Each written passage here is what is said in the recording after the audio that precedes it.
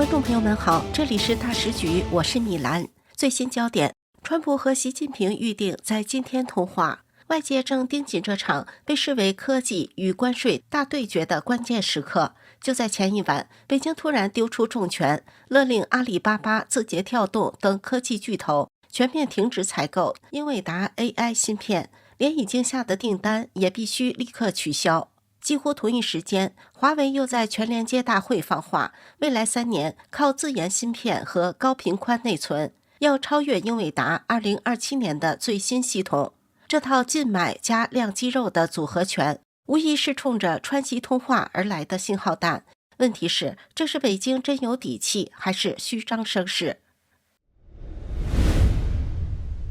华尔街日报9月18号引述知情人的消息，中共最高网络安全监管机构中共国家网际网络信息办公室敦促大型科技公司，包括字节跳动、阿里巴巴在内的多家中国企业停止采购英伟达的 AI 芯片，并取消现有订单，其中包括对其 RTX Pro 6000D 的测试和采购。这等于是将英伟达的该芯片列入了黑名单，而此芯片是英伟达首席执行官黄仁勋在7月访问北京期间宣布的，专为工业人工智能应用而设计。黄仁勋对中共此举深感失望，并称公司将在美中贸易争端期间保持耐心。中国监管机构曾发布指令，以网络安全为由，要求企业暂停购买英伟达专为中国市场设计的热门 AI 芯片 H20。此外，中国反垄断监管机构本周表示，一项初步调查发现，英伟达在2020年完成的一项收购中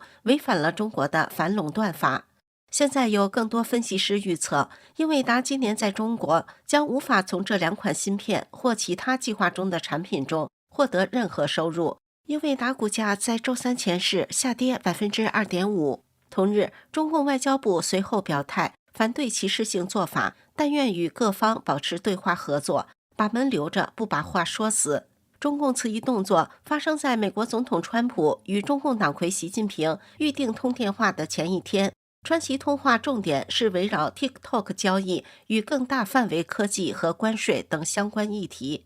不言而喻，中国正在释放一个信号，它不需要美国允许英伟达出售给中国客户的那些不太先进的 AI 芯片，但它仍然想要英伟达的顶级产品。中共的小动作不止于此。据第一财经报道，华为18号在全连接大会2025上罕见宣布，未来3年已规划生成4款芯片，包括明年第1季推出采用自研高频宽内存的950 PR， 以生成芯片为基础的新型超节点，比英伟达2027年将推出的 NVL576 系统更强。中共的一系列动作就是在增加自己的谈判筹码。在 TikTok 协议接近落定之际，对英伟达出手等于告诉华盛顿，北京也能动到美国最值钱的科技公司，手里不是没有牌。同时，针对中国内部释放了产业导向，传递出不接受二手货的信号，鼓励国内转向华为、寒武纪、木犀等本土方案，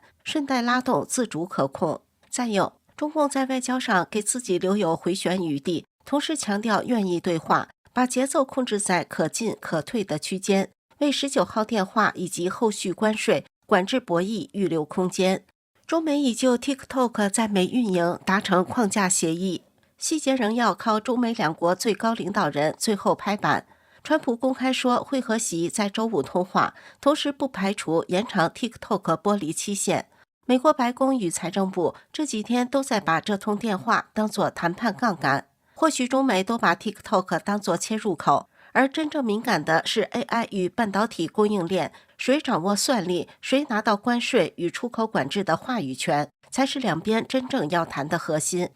美国财政部长贝森特本周在马德里会见了中方官员，副总理何立峰与商务部长李成钢等人，双方表示已达成一项框架协议，以维持中国公司旗下的社交媒体应用 TikTok 在美国的运营。中共党媒人民日报周三刊文重申了对美国出口管制及其他针对中国公司的限制措施的不满。中国贸易代表李成钢在马德里对记者表示，美方不能一方面要求中方照顾美方关切，另一方面又不断打压中国企业。但中共对英伟达芯片的禁令，以此向美国政府施压，放宽对中国高科技的限制难度很高，成效有限，很有虚张声势的架势。原因是中国市场3年前占英伟达全球营收的1/5，但在美国拜登政府对中国出口管制，且川普政府仍保留下，中国市场占英伟达全球营收的比重已降至6%。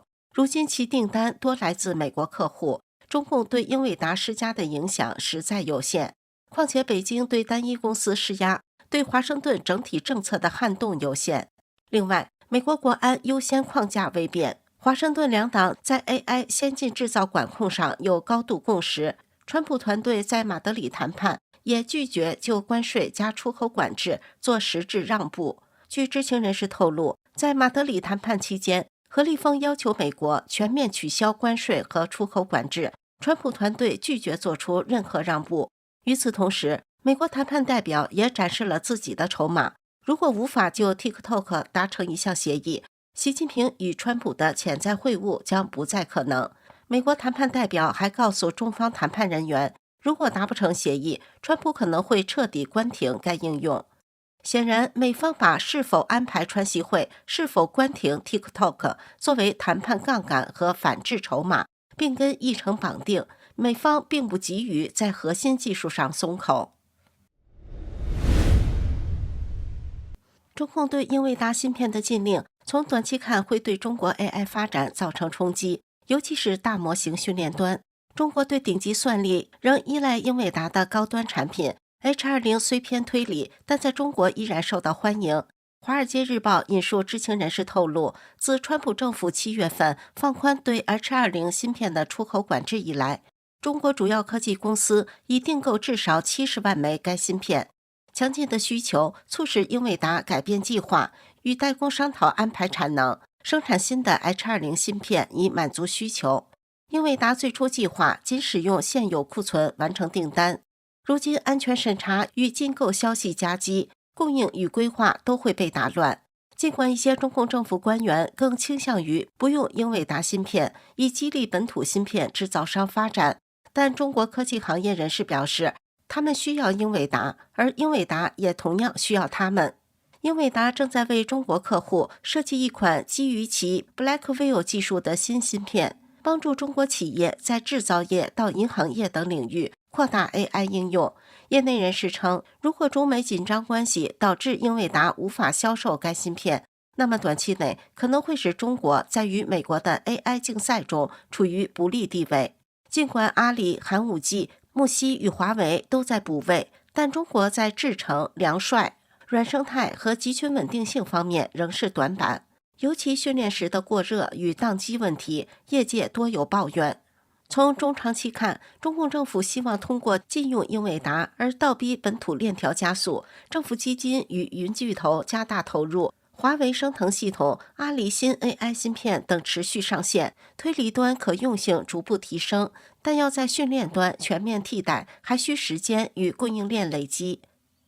在全连接大会2025，华为轮值董事长徐直军公布3年路线图，升腾950、升腾960与970，以及自研高频宽内存与超节点集群，强调借由连接与规模化，把总体算力做上去，并放话对标甚至超越英伟达未来系统。部分华语媒体更直接引述将强于辉达2027年 NVL576 的表述，但这属于前瞻性宣称，第三方验证尚缺。华为的放话是否成真，关键看3点。1. 单卡差距 vs 集群叠加。华为自己也承认单颗芯片算力与英伟达有差距，但希望靠连接技术与万卡级集群拉平甚至反超。这个思路技术上可理解，但工程落地要看功耗、稳定性、软件建成熟度。2. HBM 与供应链。自研国产 HBM 若真能稳定量产，把成本与带宽做上去，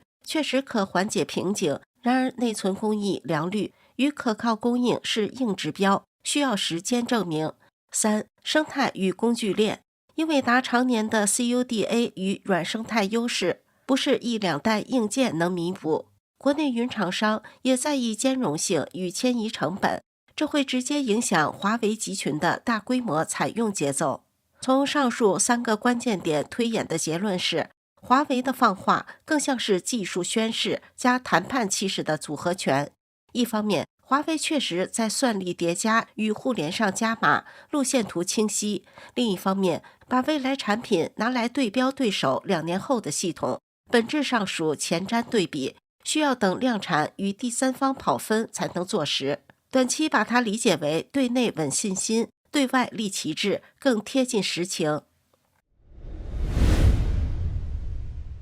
北京用禁买加反垄断给英伟达穿小鞋，同时口径留白，为19号通话预留空间。华府把 TikTok 川习通话节点捆绑到谈判节奏上，暂不松动关税与高科技管制的基调。华为抓住档口，高调发布路线图，技术方向有其逻辑，但要转化为可规模化交付的稳定算力，仍看供应链与软生态磨合。下一步就看9月19号川习通话能否把象征性协议延展到结构性议题。在此之前，禁买英伟达这张牌更像是提高谈判身位的信号弹，而非足以撬动美方政策的决定性筹码。您怎么看呢？请留言告诉我们。这里是大时局，感谢您的陪伴与思考，请订阅、分享并打开小铃铛，一起在动荡中坚守真相，在黑暗中点燃希望。